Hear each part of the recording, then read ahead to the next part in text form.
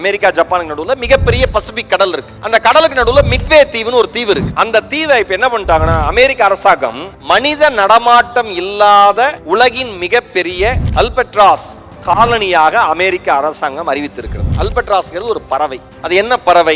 ஒரு 1500 ஏக்கர்ல 20 லட்சம் பறவைகள் அங்க வாழ்ந்துட்டு இருக்கு. அந்த பறவை என்னன்னா உலகின் மிக நீளமான சிறகுகள் கொண்ட பறவையில ஒண்ணு. அதனோட 2 சிறகையும் விரிச்சதுன்னா 11 அடி இருக்கும். ஒரு நாயினுடைய எடை அந்த பறவையினுடைய எடை சமமா இருக்கும். அவ்வளவு பெரிய எடையை வச்சுட்டு அவ்வளவு பெரிய இறகு வச்சுட்டு எப்படி பறக்க முடியும் அந்த பறவையினால? அது என்ன தெரியுமா பண்ணும்? மலை மேல ஏறி காத்து வேகமா அடிக்கிறப்ப நம்ம ஃபிளைட் டேக் ஆஃப் ஆகுதுல்ல, ரன்வே போயிட்டு அப்படி டேக் ஆஃப் ஆகுதுல்ல, அதே மாதிரி வேகமா ஓடி போய் கிளைடர் மாதிரி தன்னுடைய இறகையை வச்சுக்கிட்டு அப்படியே டேக் ஆஃப் ஆகி பறந்துரும். இதுல ஒரு ஆச்சரியம் என்ன தெரியுமா?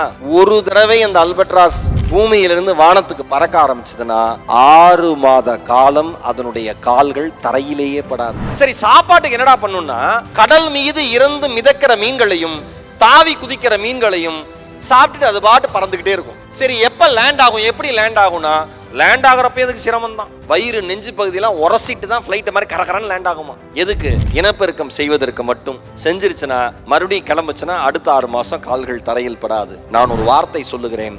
இலக்கு என்ற ஒன்றை நாம் நிர்ணயித்து விட்டால், செய்ய வேண்டும் என்ற ஒன்றை நாம் முடிவு செய்து விட்டால், எப்படி அல்பட்ராஸ் பறவையினுடைய சிறகுகள் கனமாக இருந்தாலும் உடல் எடை அதிகமாக இருந்தாலும் சாதாரண பறவை போல் அதனால் இறகை அசைத்து வானத்தில் பறக்க முடியவில்லை என்றாலும் காற்றினுடைய விசைக்கு தகுந்த மாதிரி, தன்னுடைய உடல் சூழலுக்கு தகுந்த மாதிரி, தன்னுடைய உடல் எடைக்கு தகுந்த மாதிரி மலையினுடைய உச்சிக்கு சென்று காற்றினுடைய வேகத்திற்கு தகுந்த மாதிரி ஒரு கிளைடர் மாதிரி தன்னுடைய சிறகை விரித்து இறகை விரித்து அப்படியே டேக் ஆஃப் ஆகுதோ, அதே மாதிரி பிஸ்னஸ்ல எவ்வளவு சோகமான விஷயங்கள் உங்களை அழுத்தினாலும் அந்த அல்பட்ராஸ் பறவை என்கிற இறகையினுடைய அளவை போல உடல் எடையை போல உங்களை நீங்கள் நினைத்த இடத்திற்கு பறக்க விடாமல் செய்தாலும் அதையெல்லாம் தாண்டி நம்பிக்கை எனும் காற்றை கொண்டு எவ்வளவு கனமான விஷயங்கள் உங்களை அழுத்தினாலும் பறப்பது மட்டும்தான் நம் குறிக்கோள் என்று எந்த பிஸ்னஸ் பீப்புள் பறக்க துவங்குகிறீர்களோ அவர்களுக்கென்று ஒரு